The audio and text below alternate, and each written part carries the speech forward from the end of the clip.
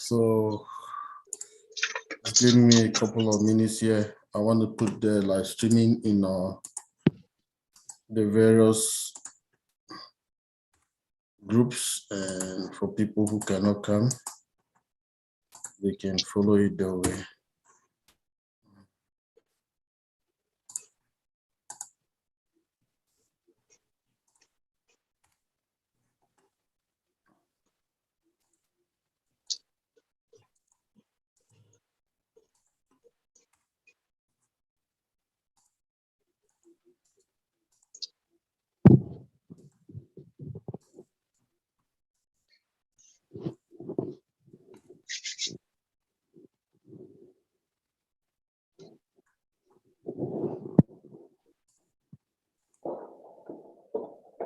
Okay, lovey. Hi. What is happening? Are you too warm? Hmm?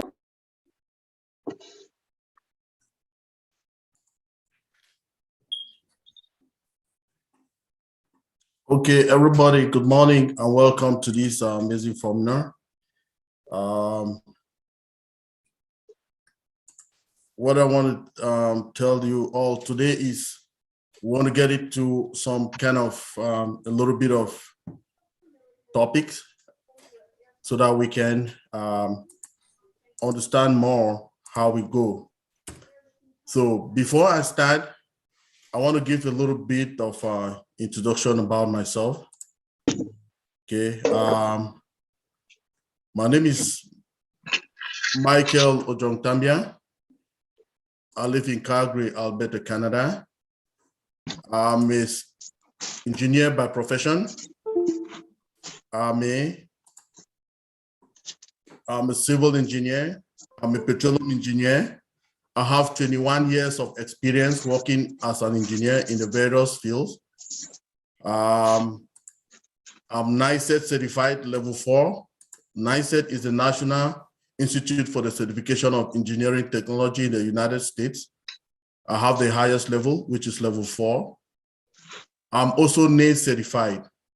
NACE is the also the National Association for the for corrosion engineers. I have the highest level, which is level 4 as well. And now I'm a Red Hat certified Linux system administrator. So I've been working in the industry for, I've been working for in the industry in various fields for 21 years today. As a civil engineer, I work in road construction. As a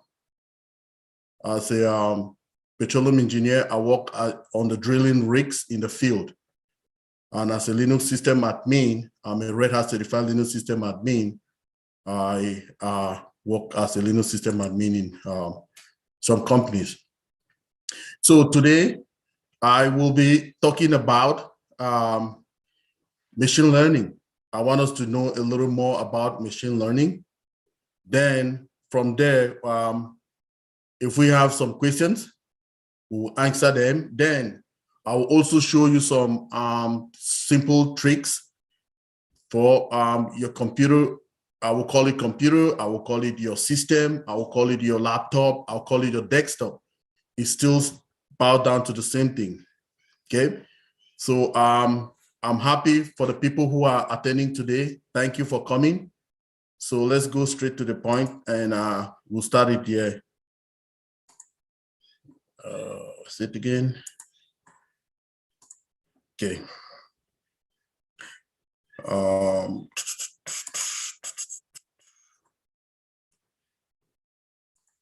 So I want us to talk a little more about machine learning. We hear every day our CEO comes up and he tells us about machine learning. So what is machine learning? We want to learn a little more about it today so that we can be able to understand some concepts.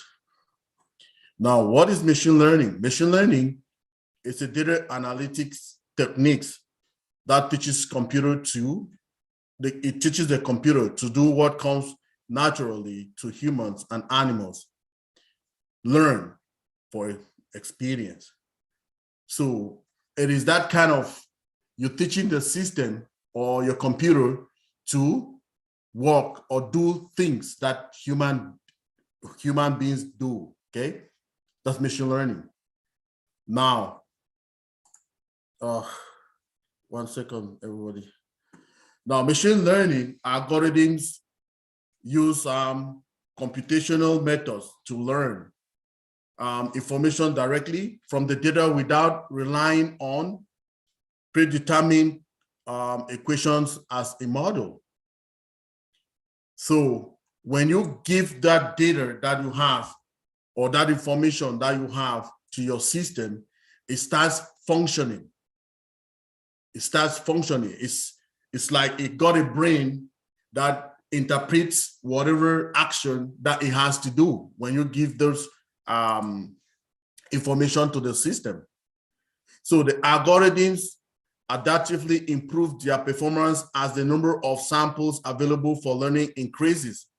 So if we remember, every day when we started using our new O-Founders platform, it was kind of a little bit slower, you know, but when it gets to understand what is happening, a typical example would be our OChat, Sonalisa, okay? So when you ask Sonalisa questions, Sonalisa started slowly because it is getting all the information that people ask questions. So he will gather all the data so that when it starts responding to you, it will be responding much more better than how it was before. If you remember now, Sona has a lot of information. When you ask Sona information, Sona will give you so many answers now as of how it was before. Now, we have deep learning. It's a specialized form of machine learning. Deep learning is one of it. So what is deep learning?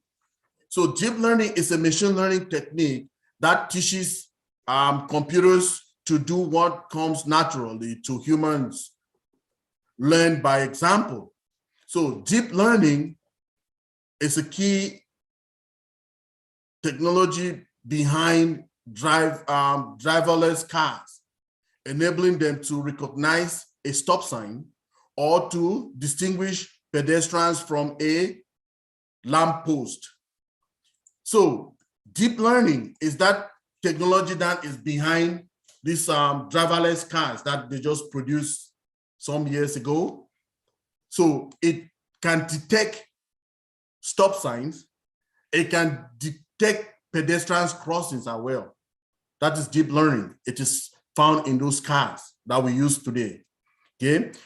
It is a key to voice control in consumer devices like phones, tablets, TVs, and hands-free speakers.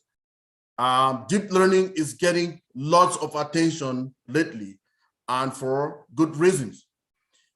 It's achieving results that were not possible before. So just imagine, before we did not have those cars, right? We did not have the driverless cars. We didn't have them before. But now we have these driverless cars that is using the deep learning algorithms to even dictate stop sign, to dictate pedestrian crossing on the road. That is amazing. It is amazing. The world is evolving. Now, in deep learning, a computer model learns to perform classification tasks directly from images, text, or sound. That is what deep learning is.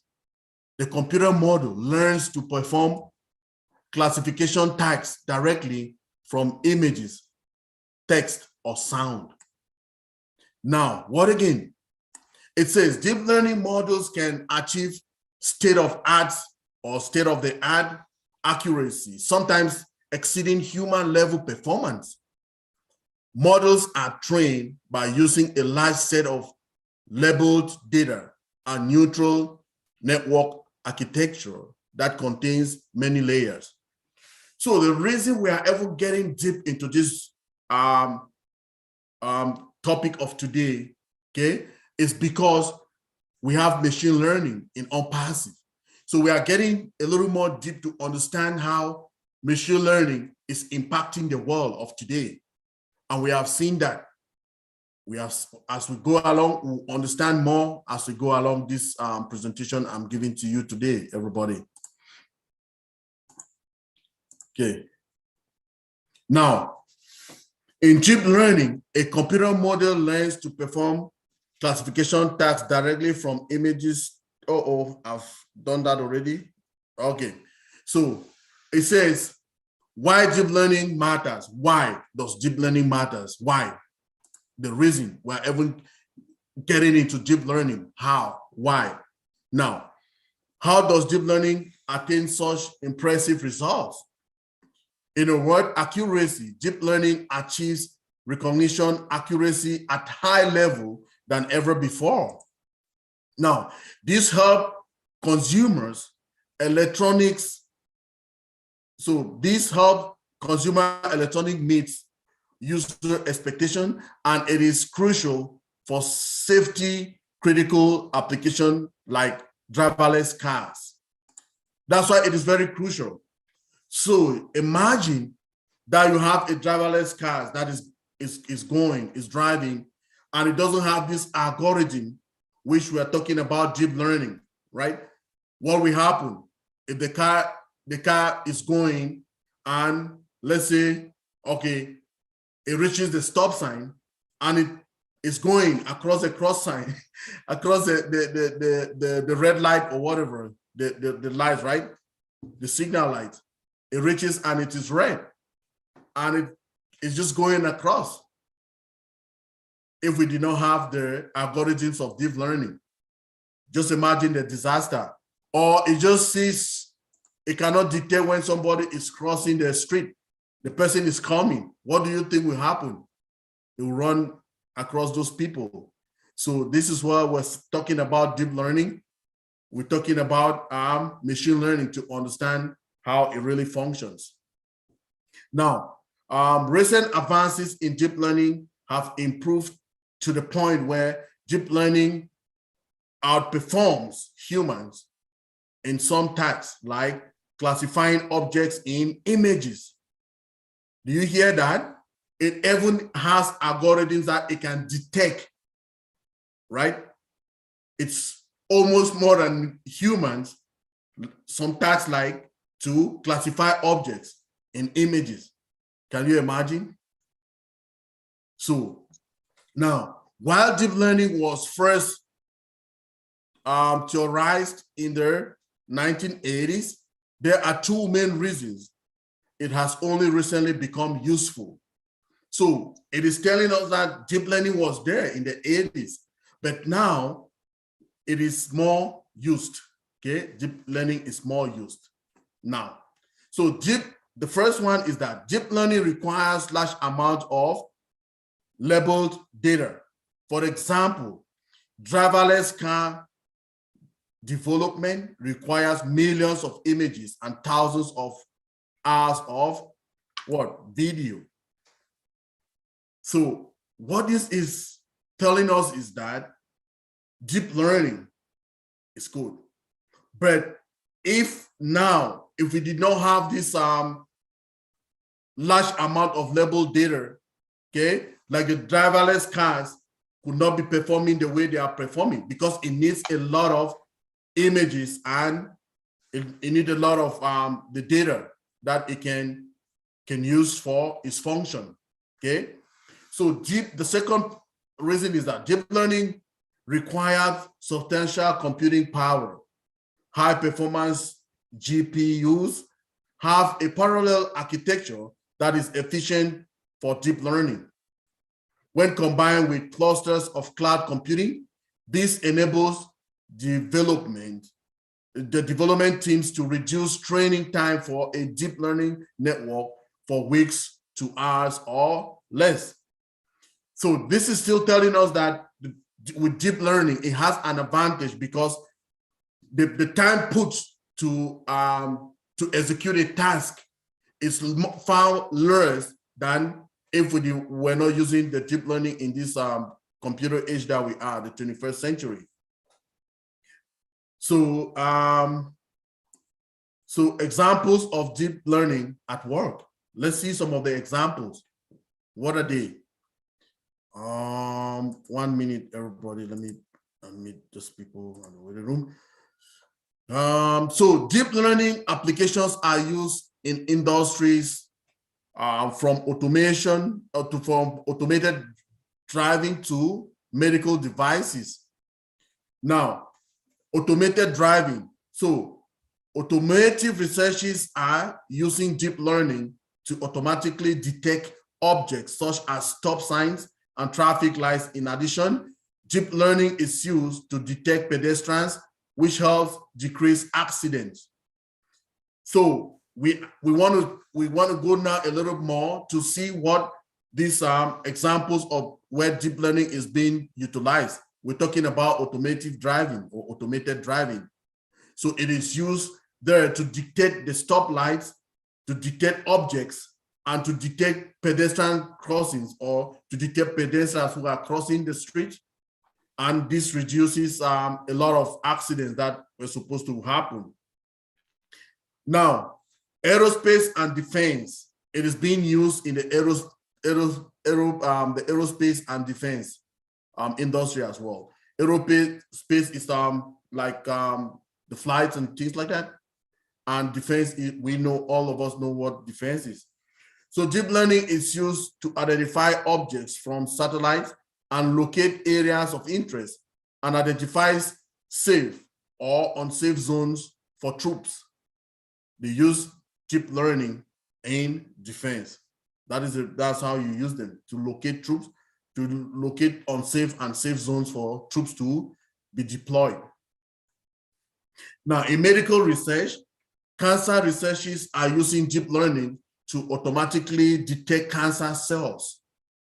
Teams at the University of California, Los Angeles, build an advanced microscopes that yield a highly dimensional data set used to train a deep learning application to accurately identify cancer cells. It is used in cancer research, deep learning. So the University of California has produced these machines that can detect cancer cells on humans.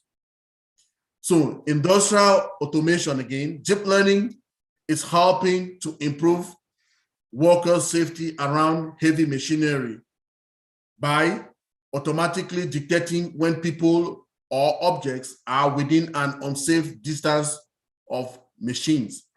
So if you go to some of the manufacturing industries, you will see that most things have been automated. So those robots which are automated, they use those machines, okay? They use machines to do the work. Now, deep learning is impacted or embedded into those machines. So when there is somebody around the vicinity of the machine, it detects it. And what will happen? The machines will eventually stop from working because that's unsafe, okay? Now, most deep learning methods use neutral network architecture, which is why deep learning models are often referred to as deep neural network. Now, the term deep usually refers to the number of hidden layers in the neural network.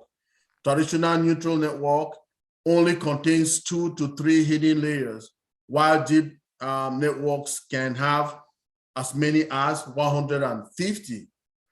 Deep learning models are trained by using large sets of labeled data and neural network architectures that learn features directly from their data without the need of natural or manual features extraction. So this is just telling you that most of the algorithms of deep learning are using a whole lot of huge, large data, which are labeled data, okay? So, which means if these data are not available, like the deep learning algorithms cannot function very well, okay?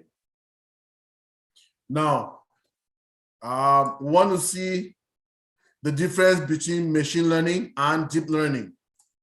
So because we are talking about deep learning all the time, right? But we need to get a little more the differences, because we can say, oh, this is deep learning, this is machine learning.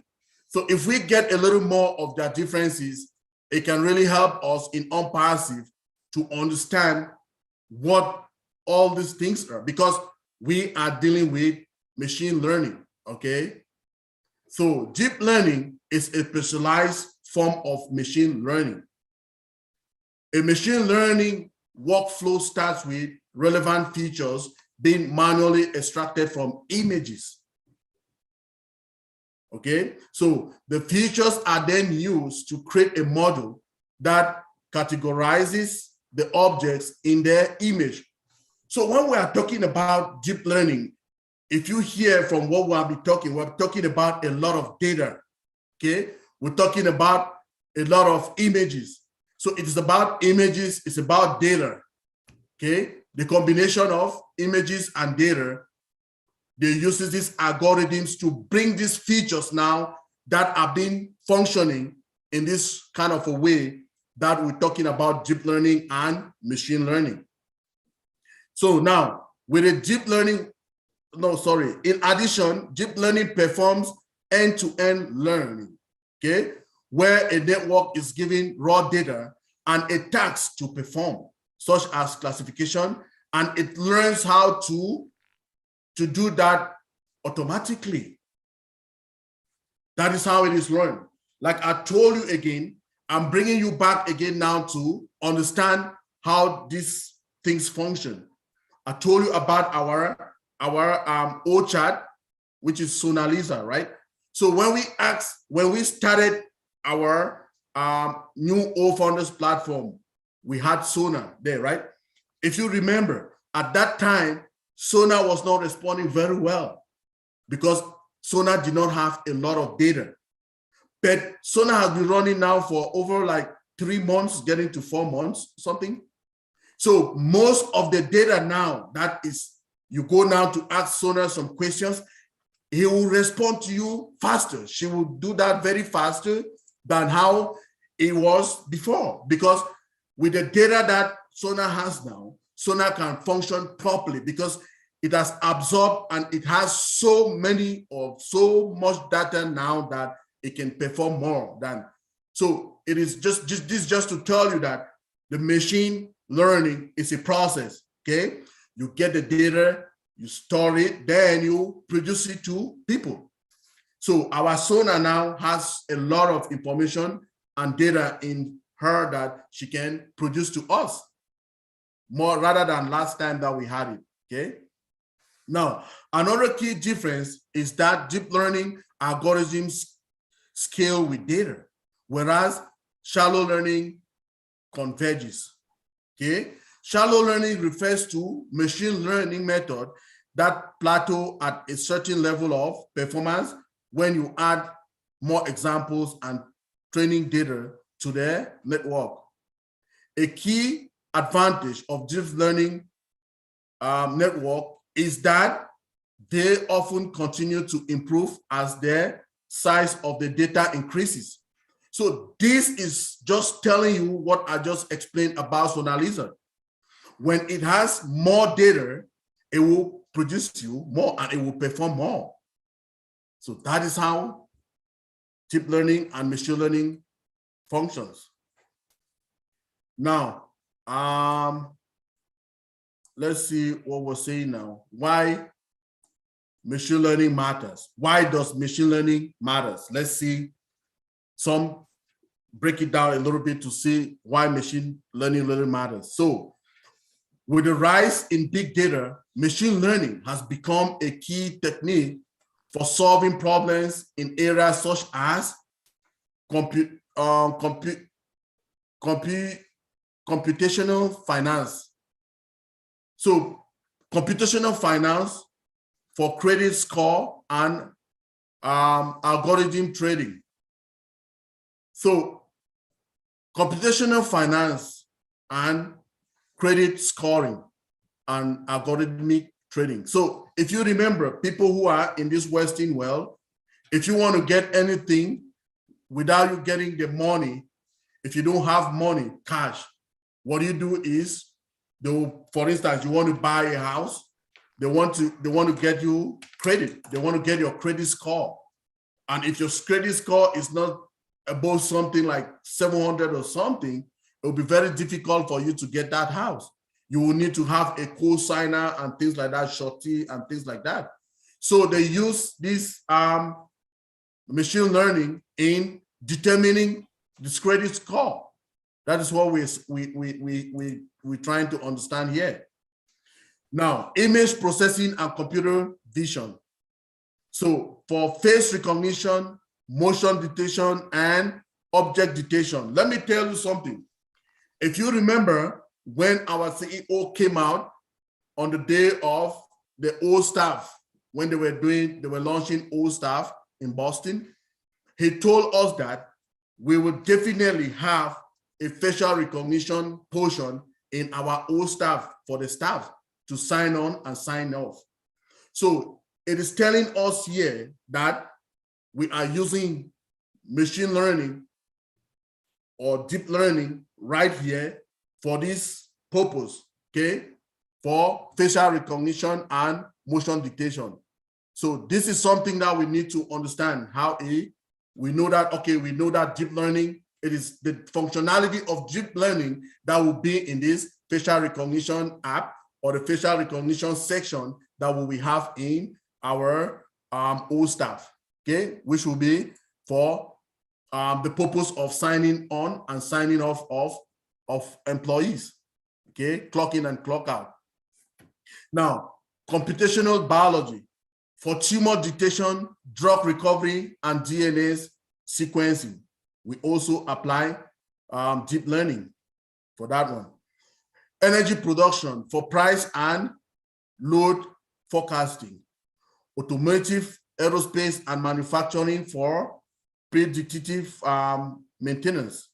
Natural language processing for voice recognition applications. So if we also know we have a product that is called OConnect, and that OConnect will be using, it's translated to so many languages.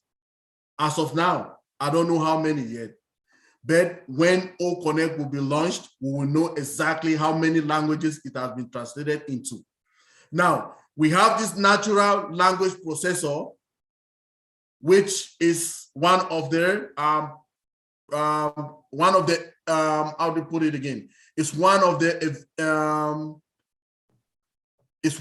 things that deep learning has been applied to, right? So it is applied to natural language processing. So which means that our product OConnect will definitely have this in it because it is translated into so many languages. Okay, I'm just tying the machine learning to our product so that we'll really understand what all this is all about. Okay, so now machine learning algorithms find natural patterns in data that generates insight and help you make better decisions and predictions. They are used every day to make critical decisions in medical diagnosis, stock trading, energy load forecasting, and more. Did we know that before? I'm not sure I knew this before now, right? So machine learning algorithms are used in making critical decisions in medical diagnosis, stock trading for people who do stock trading, for energy load forecasting, and more. Wow.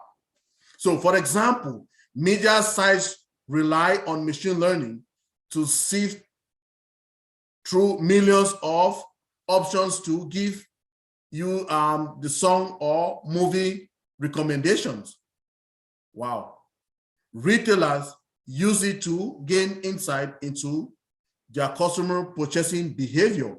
So which means that even in our business, right, on passive, we will be using these algorithms all the time to make these decisions.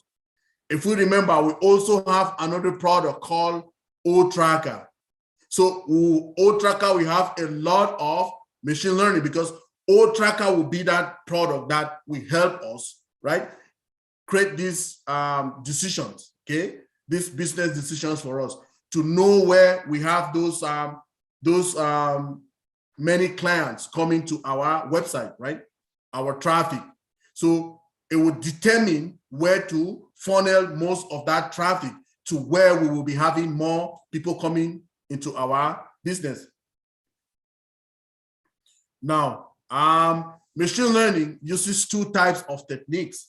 The first one is the supervised learning, which trains a model on known input and output data so that it can predict future outputs. And the second one is unsupervised learning, which finds hidden patterns or in strict structures in input data. So we have two kinds of machine learnings, right? Two techniques. Supervised learning, which trains model on unknown input and output data so that it can predict, it can give predictions in now and the future. Is that something that we should be happy about? Yes, because these are the modules that are found in most of our products like O-Tracker, which will help us to O-Tracker and surely I think O-Staff, no, not O-Tracker, O-Tracker and the other one should be something that is concerning the person who is our virtual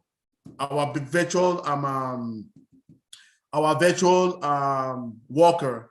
We can say our virtual employer, which should be the person who will be working for us when we go to sleep. And that product is the Sonalizer, okay, the Sonar. So these two systems will be working in those so that they give us that predictive behavior. They can predict in the future where we can get more customers or where our products are being sold more, okay? Now, if you look at how the machine learning is working, we have this diagram to explain that to us. We have machine learning here, okay? We have unsupervised learning and we have O-Chat. learning. Yes, O-Chat, thank you very much. O-Chat. Thank you very much, Willie. Thank you, sir. O-Chat, yes. O-Chat is a Sonalizer that will be helping us work for us when we are. It is like our virtual employee when we are sleeping. Hey, good morning. For us. Okay.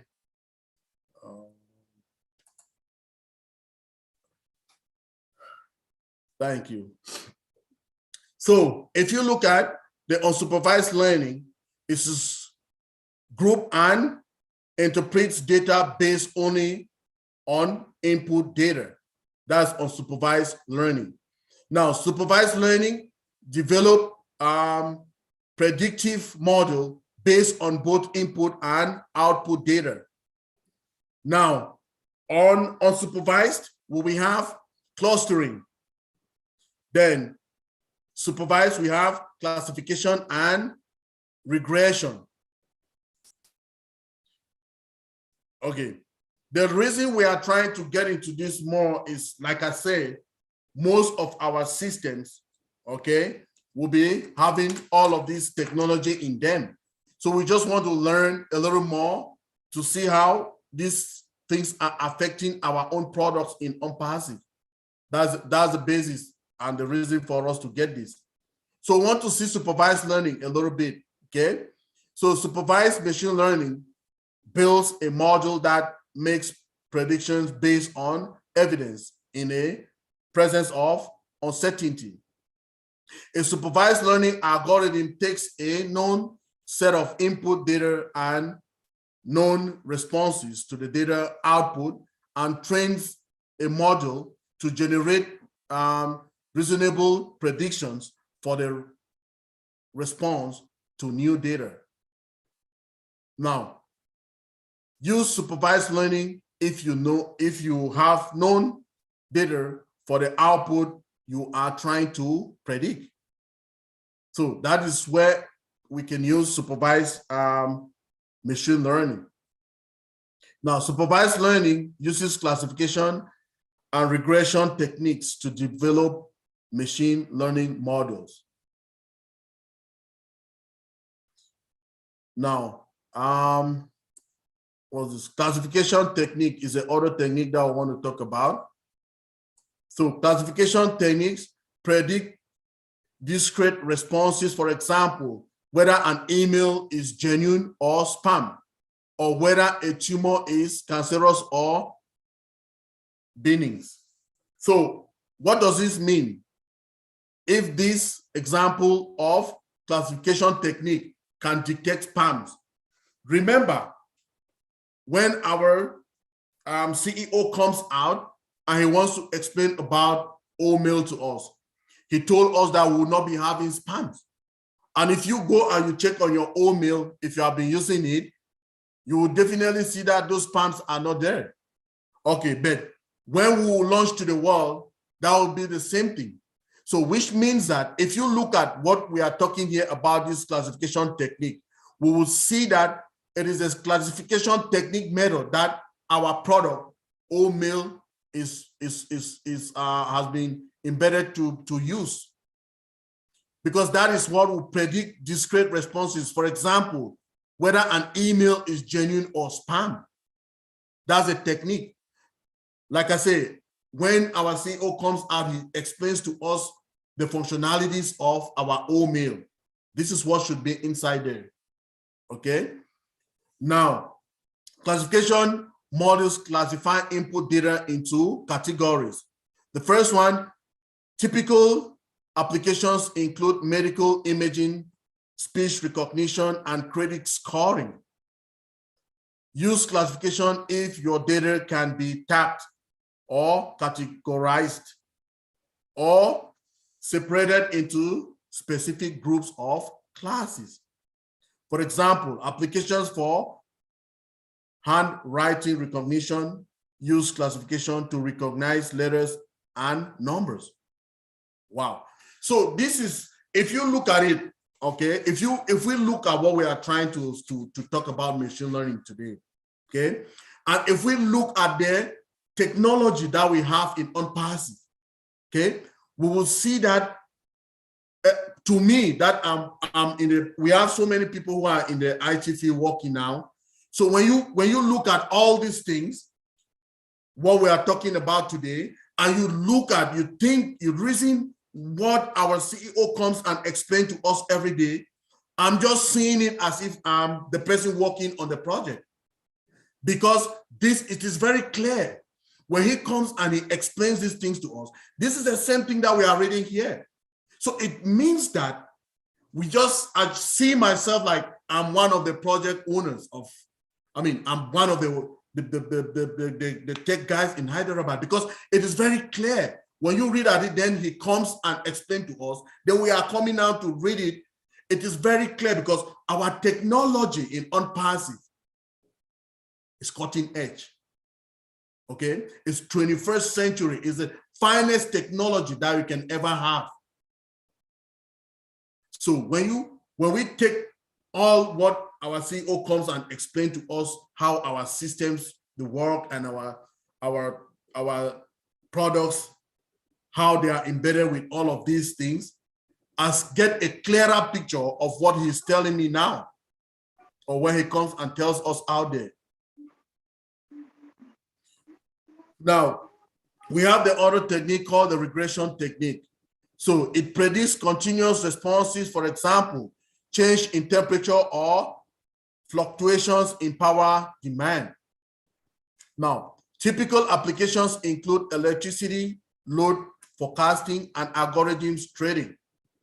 Use regression technique if you are working with a data range, or if the nature of your response is a real number, such as temperature or the time until failure for a piece of equipment. So if we look at this technique, we will see that most of the production environments, okay? Production environments means that environments that are live, those websites that are already running, they'll be using these regression techniques. So most of our servers, most of our data centers, most of our cloud environments will be using this particular technique, the regression technique. The reason that we are bringing it to you today, so that you can understand a little more how these things will be working in our environment as well. Oops. Now, so using supervised learning to predict heart attacks. Listen to this. It is very important. So suppose clinicians want to predict whether someone will have a heart attack within a year. They have data on previous patients, including age, weight, height, and blood pressure. They know whether the previous patients had had attack within a year. So the problem is combining the existing data into a model that can predict whether a new patient will have a heart attack within a year. So just because they have the previous information stored, okay, they can basically make a prediction to a new patient if they will have a heart attack or not. Isn't this amazing? It's amazing what technology can do nowadays. Unsupervised learning find hidden patterns or intrinsic structures in data. It is used to draw interfaces or inferences from data sets consisting of input data without labeled responses. Clustering is the most common unsupervised learning technique.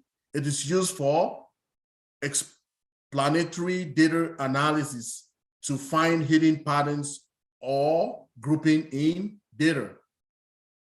Applications for clustering analysis include genus sequence analysis, market research, and object recognition. Those are some of the aspects of where unsupervised learning is used. So for example, if a cell phone company wants to optimize their location where they build cell phone towers, they can use machine learning to estimate the number of clusters of people relying on their towers. That is a big win to the telecommunication companies, and a big win that we can use machine learning and we can do all of this, okay? So a phone can only talk to one tower at a time. So the team uses clustering algorithms to design the best placement of cell towers to optimize signal reception for groups or clusters of their customers. So do you see how useful this is? It's a lot. Now, how do you decide which machine learning algorithm to use? How do you decide? We have all the techniques, but how do you decide what to use? It's what we want to see now.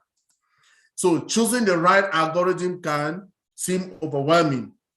There are dozens of supervised and unsupervised machine learning algorithms, and each takes a different approach to learning. There is no best method or one size fits all. Find the right algorithm is partly just trial and error. Even highly experienced data scientists can't tell whether an algorithm will work without trying it out. So, but algorithms selection also depends on the size and type of data you are working with, the insights you want to get from their data and how those insights will be used. Everybody, we are talking data, we are talking images, we are talking all of this. Remember, data is money. If we, one of our leadership council members, most of us here know him, Sir Mati Digamo, he tells us that data is money, so we need to protect it. So if you hear we're only talking data, all true, because in the IT world, it's data. It's all about data. And if you protect your data, you'll find, and data is money, like he says. Now, let's see how this can function again, right? We had another first diagram that was showing us something, but this one I want to go now here again to see more. See, if you see machine learning up here, then it has two types, okay? So we have unsupervised and we have supervised. On the left-hand side is, on my left-hand side, I have supervised learning. On my right-hand side, I have unsupervised. So see how it breaks down now to two techniques. Supervised break down to two techniques. You have the classification technique and the regression technique. Now, under the classification technique, support vector machines, discriminant analysis, naive Bayes, nearest neighbor. Now, under regression techniques, you have linear regression, GLM, SVR and GPR, ensemble methods, decision trees, and neutral networks.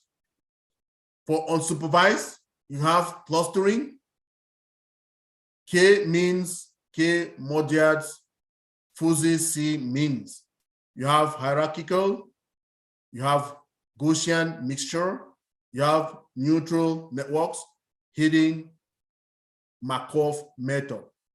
So those are some of the modules and the method. In a nutshell, this is what summarizes all what machine learning is all about. Now, we have MATLAB, which comes here to help us in machine learning. And what is that? So how can you harness the power of machine learning to use data to make better decisions? MATLAB makes machine learning easy. So with tools and functions for handling big data, as well as apps to make machine learning accessible, MATLAB is an ideal, MATLAB is an ideal environment for applying machine learning to your data analysis or analytics. With MATLAB, engineers and data scientists have immediate access to pre-built functions, extensive toolboxes, and specialized apps for classification, regression, and clustering. So MATLAB will help a lot, okay, in with data scientists, right? MATLAB lets you extract features from signals and images using established manual and automated methods, and automatically selects features to make methods or modules more compact. So compare approaches such as logistics, regression, classification trees, support vector machines, ensemble method, and deep learning. Apply AutoML and other module refinements and reduction techniques to create optimized modules. Now, MATLAB also integrates machine learning models into enterprise systems, clusters, and cloud. and target model to real-time embedded hardware. Perform automatic code generation for embedded sensor analytics. It also supports integrated workflow from data analysis to deployment. Optimize features by applying various feature engineering techniques. That's what MATLAB is helping you to do. So, interesting machine learning applications that we have for today. Let's see it. Creating algorithms that can analyze work of art. And what is that? So, researchers at the Art and Artificial Intelligence Laboratory at Rutgers University wanted to see whether a computer algorithm could classify paintings by style, genre, and artist as easily as a human. They began by identifying visual features for classifying a painting style. Now, the algorithm they developed classified their styles of painting in the database with 60% accuracy, outperforming typical non-expert humans. Wow. That is something, right? Now, it also used to optimizing HVAC energy usage in large buildings. The heating, ventilation, and air conditioning, HVAC. HVAC means heating, ventilation, and air conditioning. So the heating, ventilation, and air conditioning HVAC systems in office buildings, hospitals, and other large-scale commercial buildings are often insufficient because they do not take into account changing weather patterns, variable energy cost, or the building terminal properties. Now, buildings include base software platforms addresses these problems. The platform uses advanced algorithms and machine learning methods to continuously process gigabytes of information from power meters, thermometers, and HVAC pressure sensors, as well as weather and energy cost. So we are just getting to know all of this to just bring it a little bit so that we can understand a little more how this machine learning functions. And as I'm going along, I'm also letting people know how this will be helpful to us on Persilience because we have machine learning embedded in our systems, okay? So with more than 8 million members, the RAC, or a detection low-speed car crashes. So with more than 8 million members, the RAC is a British organization. It's one of the UK's largest motor organizations providing roadside assistance, insurance, and other services to private and business motorists. To enable rapid response to roadside incidents, reduce crashes, and mitigate insurance costs, the RAC developed an onboard crash sensing system that uses advanced machine learning algorithms to detect low-speed collisions and distinguish these events from more common driving events, such as driving over speed bump or potholes. Now,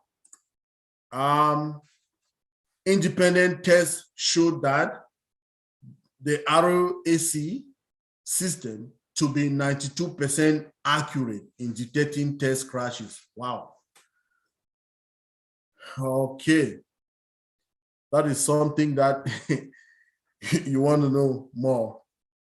So we've come to the end, and I did some research from internet, and I got some of it from this MATLAB network stuff. So the take of it is that we should understand that most of our system uses machine learning. And like we say, machine learning it goes this way. The more data the machine gets, the more results it gives to us.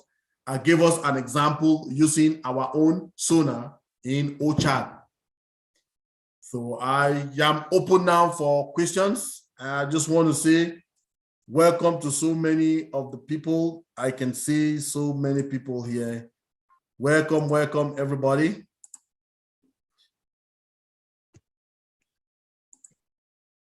Yeah, I can see a question from All Winners, Mary Penny. Hello, Auntie Mary. Good morning. How are you? Let me unmute. I'm good. Good morning, good afternoon, good evening, everyone on this panel. Most of the faces are familiar. We go from one to the other, and the other all day, throughout the day and every day. Anyway, what a wonderful, excellent presentation by Engineer Mike Ojontambia. You always prove yourself beyond our expectations. I am very pleased with the presentation today. I have a few questions. So you spoke about machine learning, deep learning, and supervised learning. I work in a highly charged area where people who are sick, their lives are on the balance. At any moment, they can go either south or they can exhale. So it means people who are providing care or attending to such critically care sick patients will need immediate attention. So we work every day to improve the lives of people and improving the delivery of care to such category of people. So in that highly charged area, part of the way that they used to improve our work environment and the delivery of care, we have a robotic machine that is in the first floor, and we are all the way on the 6th floor. This robotic machine comes from the pharmacy, and it delivers medication to us on the 6th floor. It has to navigate its way throughout elevators with people, and it does have docking stations, and it has sensitivity. I'm just describing you what I see when the machines are coming upstairs. So I would like for Mike Ojontambia to use machine learning, deep learning, and supervised learning to help me or other people who are interested in this panel to learn about this robotic machine delivering medication from the pharmacy to up on the 6th floor, one of the floors that it always delivers. That way we can understand this application of machine learning, deep learning, and supervised learning as it applies to this robotic machine. Thank you. Thank you very much, Auntie Mary. Your questions always take somebody. If I was not up, have something up here, that could have thrown me out there. But thank you very much for your question. So let's get it very clear. I'll put it very simple to everybody. So it is machine learning, and we got one of it, we talked about deep learning. So we say deep learning technology is the one that is used in the automation or the automobile industry. So all of these robots, they are built in and they use, Dr. Benny, all of you people are co-hosts, so you can control. Thank you. So deep learning is the technology that is behind automobile. So all the robots also use the deep learning. If you remember when I was reading through my slides, I told there was a small place I said, even in the industries, there is a dictation. Okay, they have put deep learning, applied deep learning into machines, robots, that they can dictate They can dictate when somebody is around when they are walking in a safe and unsafe zone. So what will happen when they dictate immediately that they stop, they can't function anymore. That's right. Except when the person gets out from that unsafe zone, then they will continue what they are doing. So if they program their machine that is going to the 10th floor, it starts going to the 10th floor. It can also know the path, okay? It detects any object. That is the thing you should know. It detects an object. And that is the same way that a car functions. These driverless cars, okay? They go straight when they are going, they dictate an object. That object will be persons, it will be another car, it will be the signal lights, and it will stop.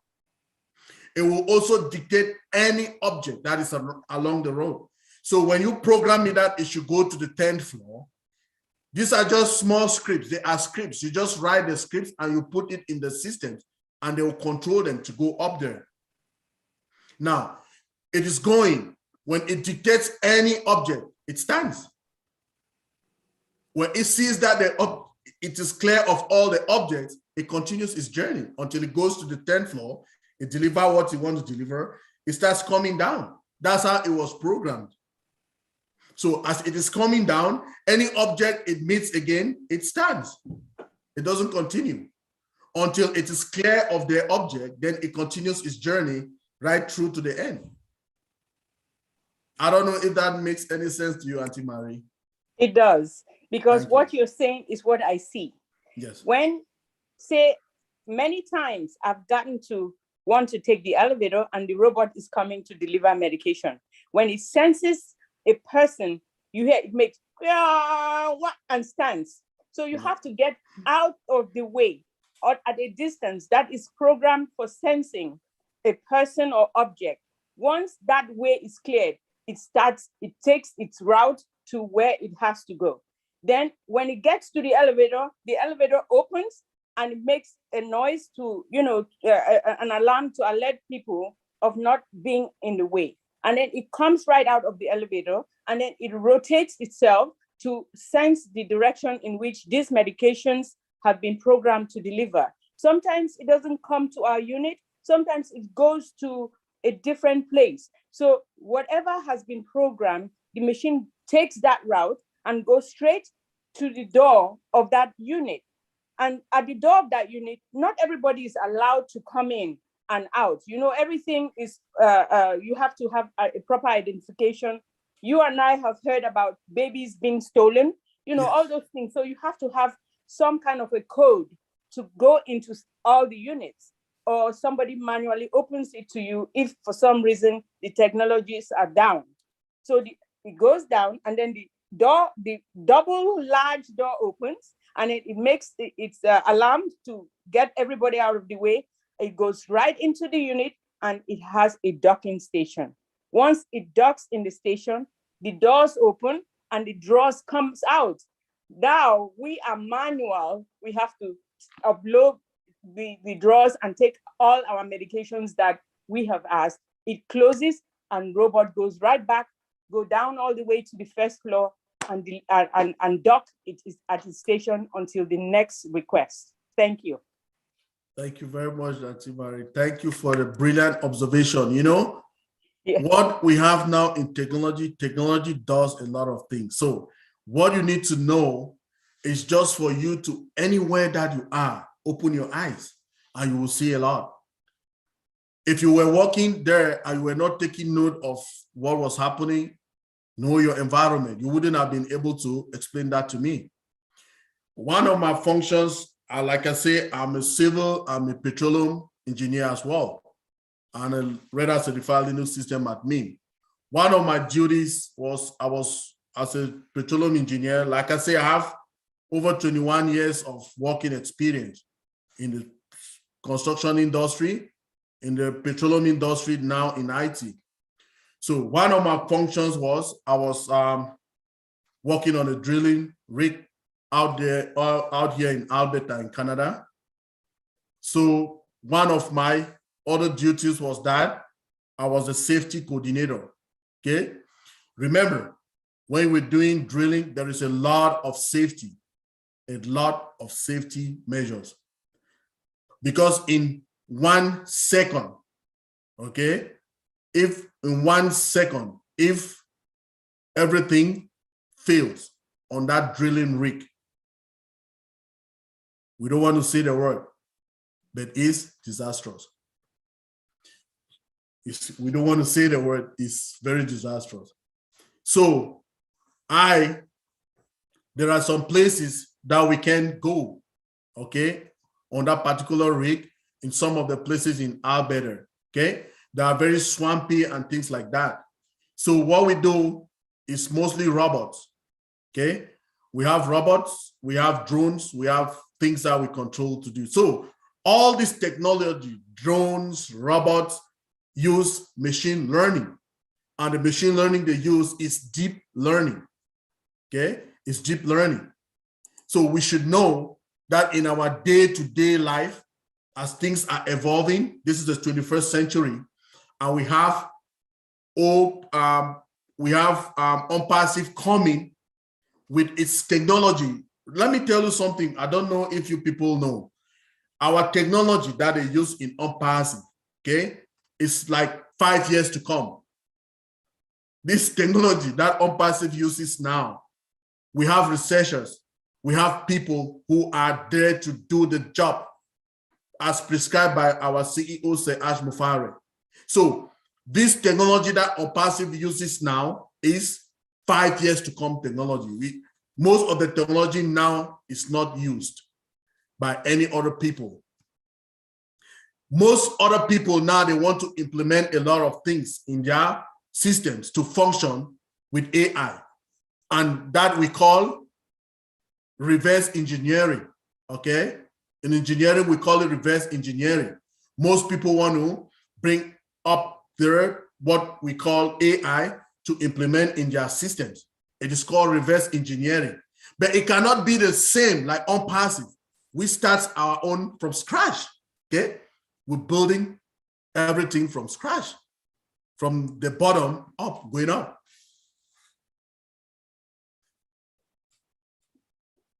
I can see a lot of people, a lot of faces that I know here. Thank you, everybody, for coming. Thank you, thank you. Bring the questions. Let's talk. It's ONPASIF today. Let's make it happen. Go, Dr. Benny.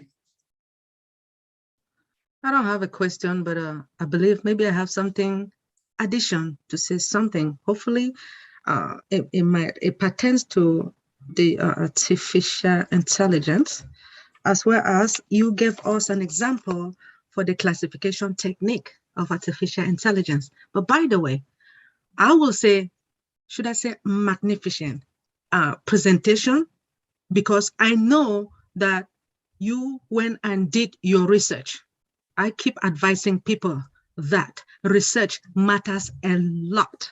When you do your research, you try to understand what artificial intelligence is all about, or anything else, especially for the young kids that during COVID-19, we were utilizing Zoom, in which we are utilizing Zoom right now. An example, I mean, they give them questions, right? They go out there and do their research and give the answer. And I noticed that you went out there, you did your research, and you make us to understand where you got the information from. And when it comes to the PhD, when you're doing your research, you have to tell people where you got your information from. And I applaud you for that. Now, when it comes to this artificial intelligence, which you make us to understand that we have machine learning and we have deep learning. Now, this example that you gave with this classification technique, you predict discrete responses, for example, where an email is genuine or spams, or whether tumor or cancerous, benign. Now, so when it comes to tumor, when you are 40 years and up for women, we go to the doctor, you know, for mammogram. from 40 years and up. For us female, we go for mammogram. So within 2 weeks, by the way, sometimes when you go there, they will ask you whether do you want 3D or something else. So I prefer, I didn't even know what it meant, but I just said, well, I want the 3D now. So they performed the mammogram. Now within 2 weeks, and the result was sent to my physician, and they sent mine to me, which is either cancerous or benign. So mine was benign, right? So I'm happy for that. Now, when it comes to the typical application that you gave us an example, typical application including medical, I think like speech recognition. So when it comes to this speech recognition, I noticed that with artificial intelligence, the human, they have already programmed the machine to do the work, right? Now, an example is like when you go to Walmart or you go to Giant, sometimes the cashiers, you have less cashiers, right? Because Walmart or Giant, they want to save their dollars, right? So they have already programmed that machine to perform the task. Now with that machine, which is the robot, right? Now they'll say, scan. They will tell you to put your product and then they will scan. Now, then it will say $1 or $20 or something like that. So when you pay, if it is $25, now you will pay, let me say you give $30. That machine will provide you the change and then ask you, do you want a receipt? Do you want a bag? The reason is because humans has already programmed for the machine to do the work. And that is why they try to save their dollars, right? Because they don't want to hire us to do the work, cashiers. Now, because you know that they spend too much money for us, right? They would rather spend dollars, plenty of money to program this machine so that they don't, you know, machine, when you are human, what happened? You will have sick leave and all whatnot. So machine doesn't have no sick leave, right? So a lot of company nowadays, and I will keep letting each and everyone knows that time is coming that everything is going to become digital. So you, whether you like it or not, I'm going to tell each and everyone, whether you like it or not, you got to study. You got to be in that game. If not, you will lose. Thank you so much, Brother Mike, for your presentation when it comes to artificial intelligence.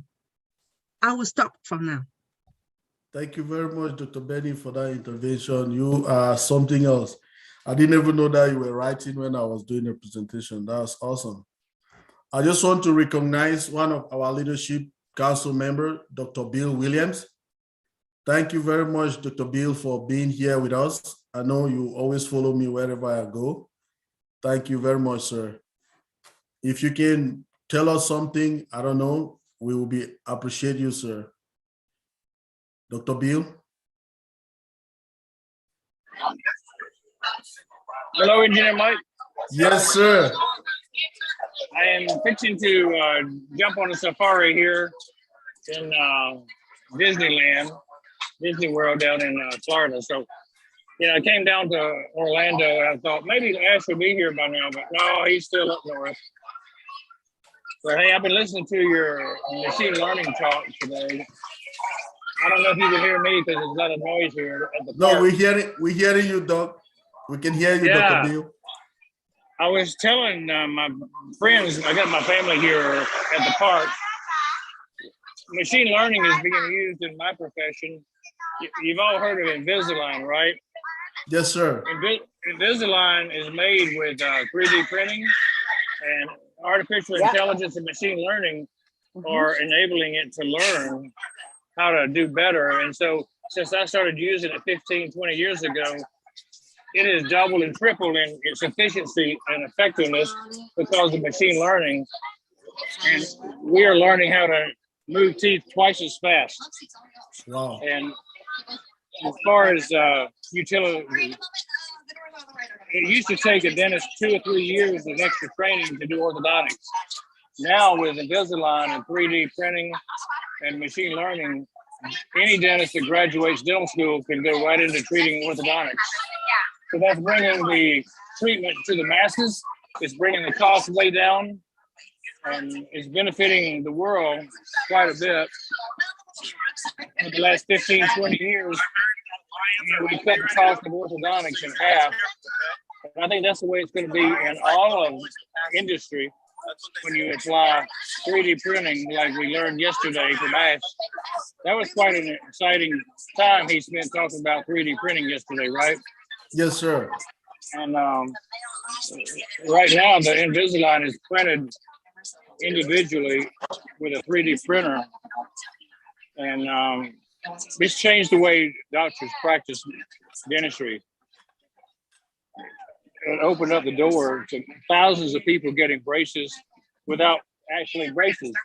Straight teeth with clear aligners is much better than braces, as you all would imagine. Plus, I'll tell you an interesting story. I had somebody in Australia that was a patient of mine who flew all the way to America. And they got their braces done, their Invisalign done, all in one visit. They went back to Australia and came back a year later with straight teeth, and I didn't have to see them at one time. Well, I'm on the safari right now going through Animal Kingdom at Disney, so I need to leave this seminar so I can watch the animals and not make noise and distract the people. So thank you for having me on for a minute, okay? You have a good. Thank you very much, Dr. Bill. It's always nice hearing from you. You always inspire us a lot in OnPassive. We listen to your videos. We like them. Thank you very much, sir, for taking off your time in your vacation to spend the time with us. Thank you very much, Dr. Bill. Okay, thank you. Bye, Dr. Bill. Thank you. Thank you, Doc. So we'll be having De La Salle has a hand up. Then after that, we would like to hear from one of our leaders who is a strong guy too. I can see Dr. Derek somewhere here. Dr. Derek is in here. So we'll be hearing from Dr. Derek. I also have Father Bless. I'm Brother Tony Monks here. Oh, where's Tony? I didn't see. Oh, okay. Thank you, Dr. Benny, for bringing that up. So the next person we want to hear from De La Salle.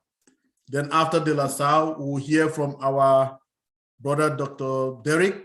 I will hear from the next person will be Tony Monk, one of our leaders. Then we'll also I want to hear from a special friend, Eunice Coco Chanel from Ireland. We want to hear from her after that. De La Salle, go on, girl. Thank you. Welcome. Hello, can you hear me? Yes, ma'am, we can hear you. De La Salle. Hi, my friend, Engineer Mike. Yes, ma'am. So good that I saw your link in Instagram. I don't really go to Telegram. And hi, Dr. Benny, my friend, everyone Hello. here. Oh my God, I'm really happy, especially machine learning. I'm very happy because I'm a businesswoman back home, and I don't like a job. My first job here in America. Believe me, I'm 58 years old. My first job here in America. I've been doing business back home in the Philippines. So I love this machine because, you know, when you manage people, it's a headache. So, and one thing too, Dr. Benny, when you mentioned about mammogram, one time only I use that because it's painful. I don't like it. I had a pain one time, 2017. So my children said I had to check up. Oh my God, never went back again. And I even didn't, I threw away the result because I was afraid, but it's okay. My health is okay. I don't want to go back to that mammogram. So I'm happy. I'm happy of all this technology, and it's easy right now because we have leaders, good leaders to explain us, and we don't need to read and research. Yeah, thank you, Brother Mark, Dr. Benny, and all of you. I love you all. Thank you. Thank you very much, Sister De La Salle. We love you too. And I mean, we have the knowledge. We have Unpassive has like a wide range of variety of talents. And we want to see those talents because these talents will help us founders. For instance, if you want to talk something about machine learning now, you can have a conversation with somebody, you know? So it is not only for us. I mean, we need to maximize whatever effort that Unpassive can do for us. We should not just sit and say we are founders. Let's be looking towards the reseller position as well. So let's know our technology so that we can explain to people and become resellers. Okay. Thank you very much, De La Salle. So we want to hear now from our leader, Dr. Derek, then next, Tony Monk. Please, Dr. Derek, are you there?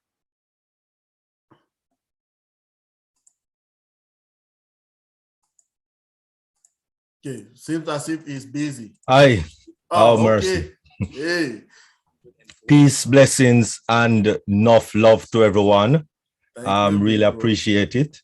Thank you very much, Engineer Mike. I should say, actually, Professor Engineer Mike, because that was a real, extra high learning on that machine learning technology there. So we definitely should say Professor Mike, because you're at a very high tertiary level there with that with that information. And thank you very much, Bill, Dr. Bill Williams. Really, thank you very much for also talking about 3D. And yes, I get to understand. I wasn't at the meeting on Friday, but I get to understand that Ash Mafare speak a lot about 3D printing. And it's machines that's actually doing the 3D printing, and they have to learn, they have to put in the all of the information to actually build that house. And they're building the house with less costs. So you can now get Della, you can get a 3-bedroom house for $12,000. Can you imagine? Can you imagine? Listen,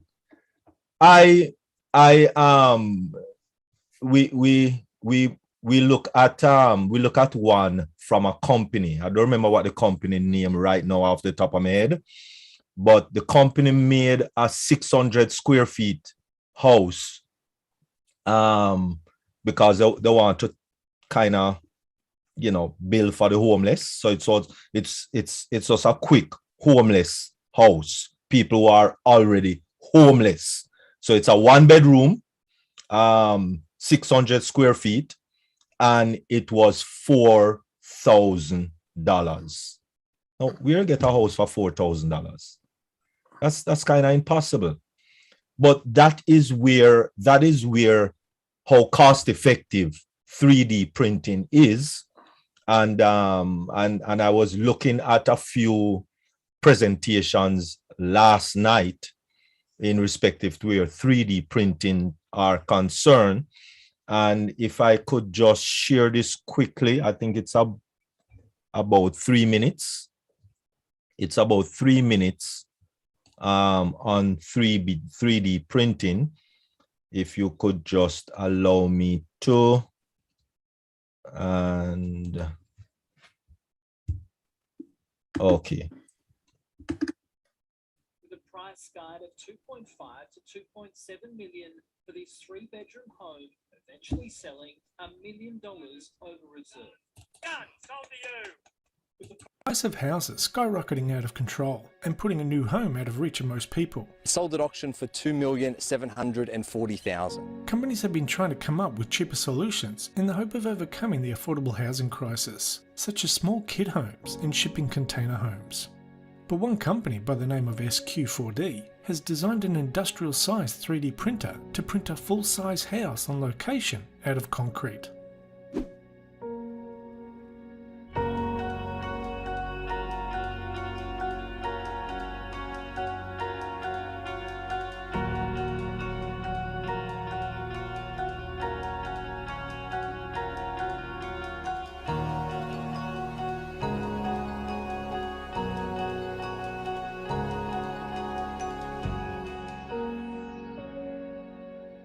The company can set up the 3D house printer at a build site in 6 to 8 hours and can print a 1900 square foot home in under 48 hours.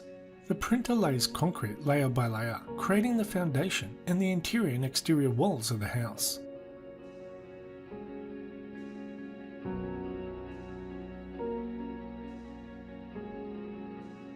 The 3D printed house comes with 3 bedrooms, 2 full bathrooms and an open floor plan. And because it is printed from concrete, its strength and durability exceeds that of conventional wood frame house constructions. Plus, the concrete that is used to print with is 2 to 3 times stronger than most brick and block homes. And the houses can be printed anywhere, on any block of land, even with elevations. There are many benefits to automating the construction of homes, including build speed and time on the job site. There is also added benefit of knowing exactly how much material is needed and extruding only that amount, radically reducing construction waste and lowering overall cost. So to give you an idea of savings, the 3D printed house is built at half the cost of conventional homes. And because it uses concrete and an autonomous 3D printing robot, this will help with issues such as lumber and labour shortages, like we are experiencing during the pandemic. When the house is finished, it has a ribbed look to it, just like most 3D printed objects. These ribs are the layers of concrete stacked on top of each other. Now you can choose to leave the ribbed look on the inside of your home and simply paint over it, or you can have traditional plaster walls installed over the top of the concrete. But on the outside of the house, you can leave it ribbed for a unique look, or cover them with paint, render or cladding. Robotics and automation have changed so many facets of life, just like robots in manufacturing that build the cars we drive or devices we use. A robot printing your home is just the next step in robotics automation. They may not lower the cost of land, but they will make the house quicker, stronger and cheaper to build.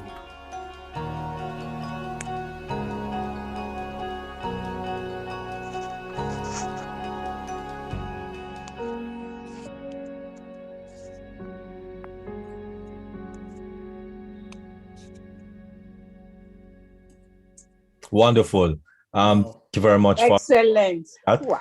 That when we look at the website, okay, when we look at the website for that 3-bedroom house, it was $25,000 US.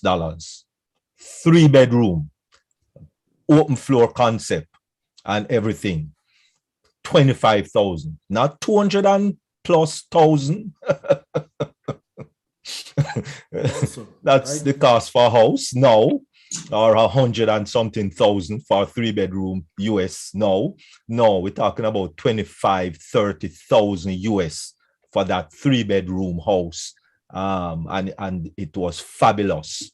And for us back in the Caribbean, that's how we actually build house. We build house with concrete. We don't build house. Well, yes, we use block, but we full the pocket. Unlike in the US, they don't full the pockets with concrete. They just leave it there. And you know, if they're building a concrete house, but we full the pockets with concrete, so it becomes more sturdy and stronger and more durable. So 3D printing, it's going to be less cost for a house, and we can look at that for those of us who want to correct the corruption in homeless people. That is a good way to go in respective of building small houses, 600 to maybe 1,000 square feet, depending on the size of family that we're considering. But I believe that is the way to go in respective to, you know, minimize or bring an end to homelessness. With engineering Mike and the whole aspect of machine learning. This is all incorporated in machine learning because the more houses you build is the more you have to teach those machines to build it with the specification that you want. Whether you want 1 bedroom, 2 bedroom, 3 bedroom, you want upstairs and all of that. So, you know, it's all about what you want from that 3D printer. And I heard Dr. Bill talk about, you know, fixing teeth and all of that. You know, it is going to be far and wide when it comes down to these technology with artificial intelligence and machine learning. Please be advised that a lot of persons say, you know, when I ask them about technology, oh, my brain too old to learn that. Well, you're going to need to learn. Please don't talk about your brain. Whether you are 80 or 18, you have 14 billion with a B brain cells.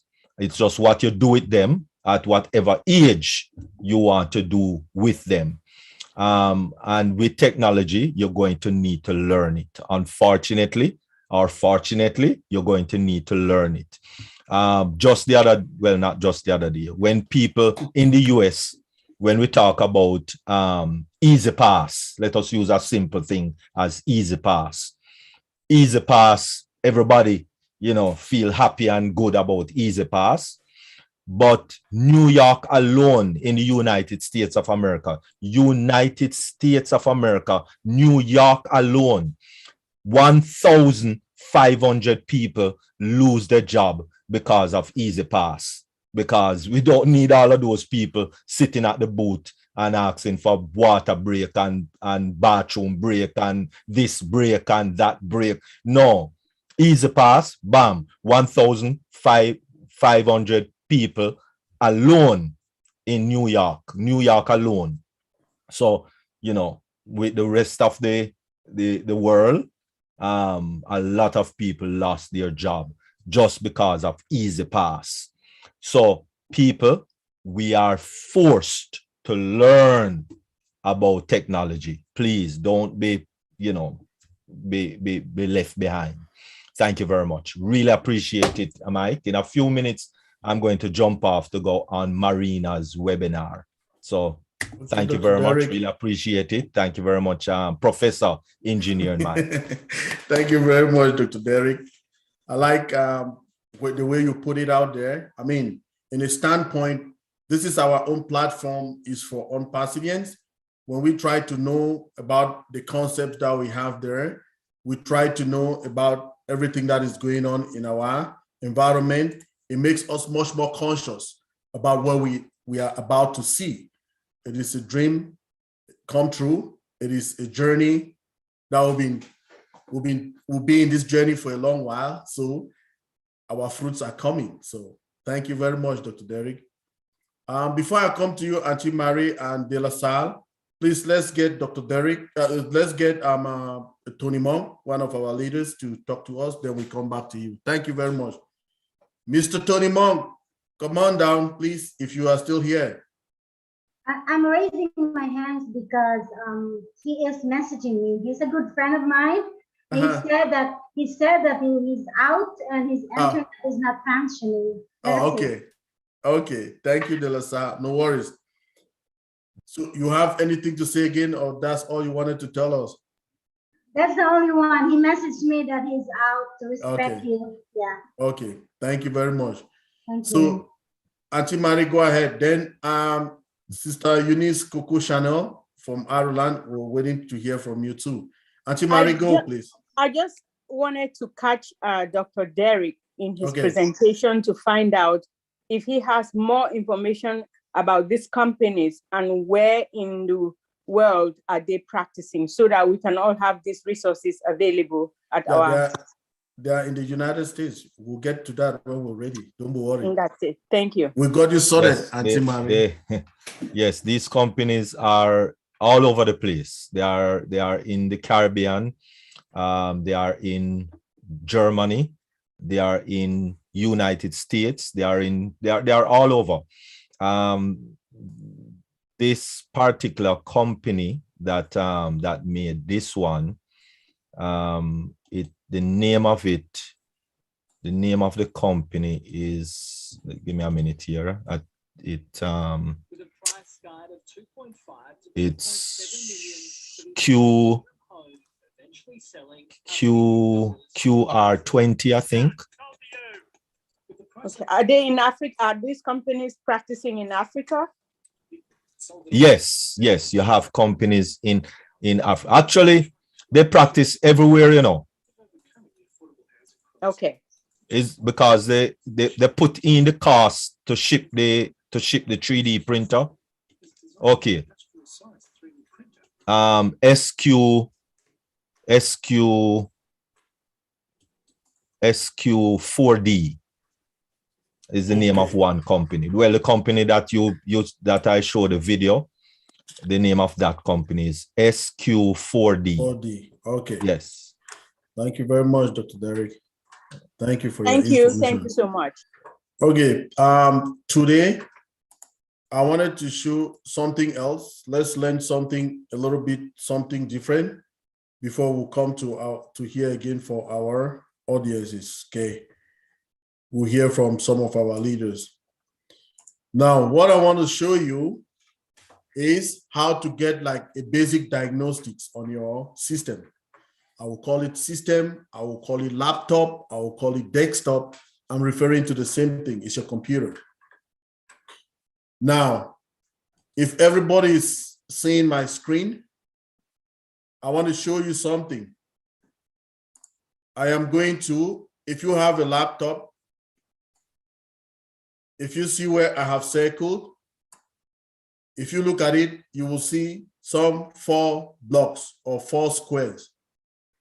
Those 4 squares is the icon for my laptop, or my system, or whatever I call it. So if I right click on that 4, right click, please. It's not a click, right click. I will right click on these 4 of these blocks, which is it is telling me that this is my Microsoft computer. So I'm going back here. Okay, I will right click on it. When I right click on it, it gives me options.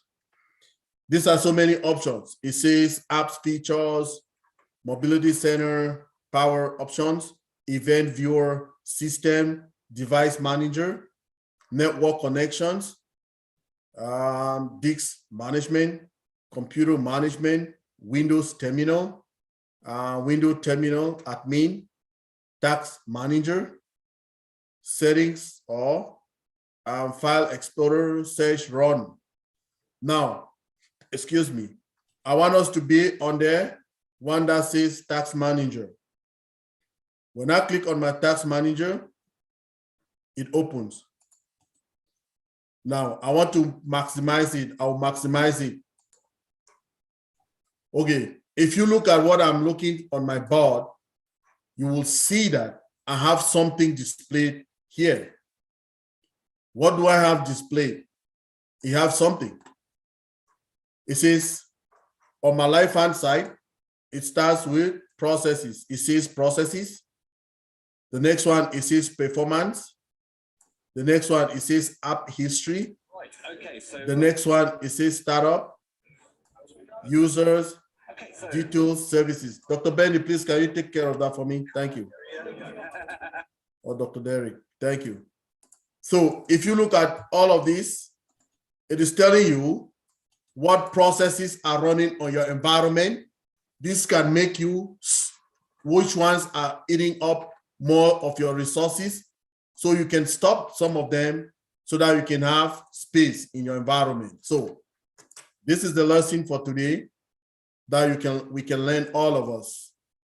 Now, if you look at, it's telling you that 9 apps are running. These are the apps.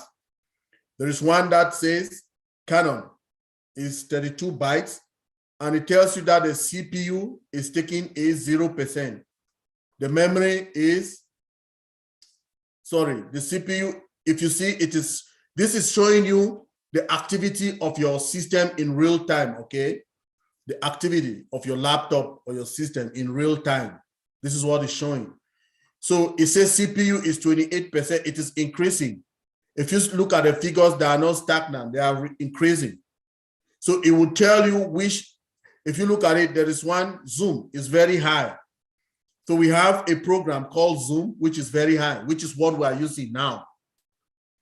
So if you have this running and your system is slow, or your computer or your laptop or your desktop is slow, it means that there are some processes running in your system or some programs which are eating up your resources.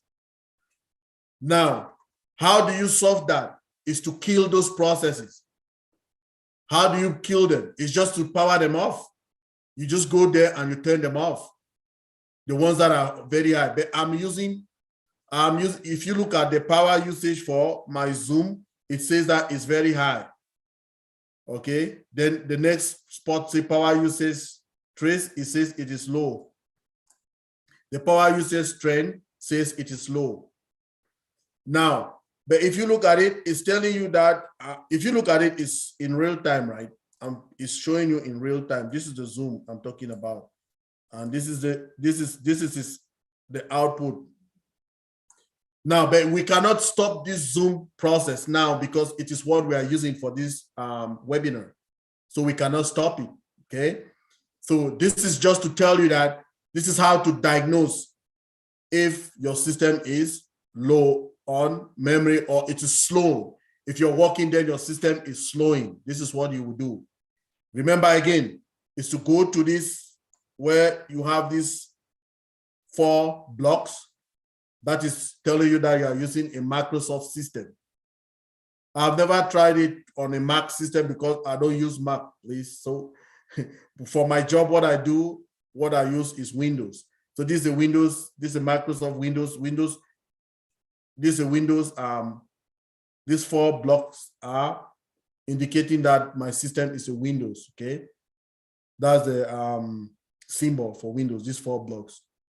Now, when you right click on it, it will give you so many options, but the options that we want to take is the option that says task manager. So when we go to those task manager, that's what we want to see.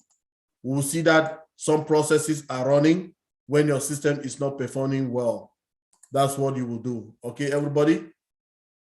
Now, if I want to kill some processes, I will kill them. See, they see this Fox is running 10 instances. The reason I wanted this to have so many instances, Microsoft is 35, so that you people can see which Chrome is 14, Firefox is 10. So if you go and shut down those processes, you come here and look, it will be reduced. So PowerPoint is there, Task Manager. So all of these programs that are running, all these ones are running in the background. If you see, it says background processes 131. So you have 131 processes running in my background. So, but those ones that are running in the background, they don't really have more effect on your system. The ones are the ones that are running on your foreground. So it's either on the background or foreground. Okay, you call it background or foreground. The foreground is the one that you can see with your eyes. The background processes, you don't see them. Okay, so this is how you can see if your computer is running or your system is running and it is slowing down. You can come and you diagnose it by doing this. Okay, everybody. So for instance, we say if we want to go to the Firefox, if I want to check down the Firefox, you can type the Firefox to see that it is Firefox. Let's see. Now, remember again, is to right click here. When you right click, it gives you the options. The option you want to take is Task Manager. When you click on Task Manager, then it will bring us to this page that we are. And we can always reduce them. We can drop them down. The ones that are eating up too much space, you can drop them down. So you see, there's one before I think it was 130, 131 or 133, I think so. Two of them have dropped down. I have one now again that is telling me, okay, let's go here. For instance, if you want to kill these programs, there's so many Chromes. So I can go to my Chrome here and I kill it. How do I kill it? I will just cut it off. So I've cut off Chrome. Sorry, Google Chrome. So let's check if we have the Chrome again. Do you see that we have lost the Chrome? Chrome is no more here. It means I've lost the Chrome. So I want to cross now to I want to power off Microsoft PowerPoint. So let's go. I will look for PowerPoint. This is PowerPoint. So I'll off now this one. And let's go and check. If you look, we don't have PowerPoint. Oh, PowerPoint is still there. How come? Okay, let me see it again. PowerPoint was still running. Okay, it's still running surely in the background. The Microsoft, we did it. So if we want to off Microsoft Edge, we'll look for Microsoft Edge, which is right here. Sorry about the security.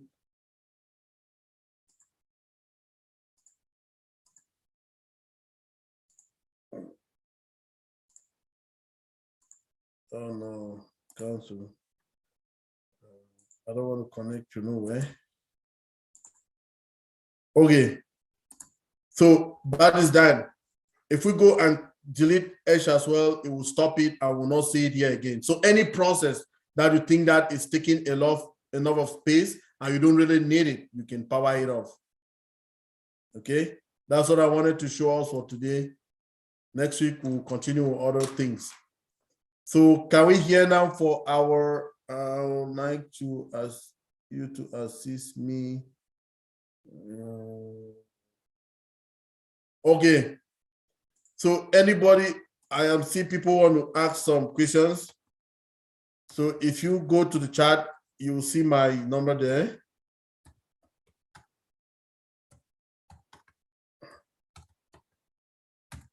I'm just putting it there. I don't want the bad guys to see it. You know this. I'm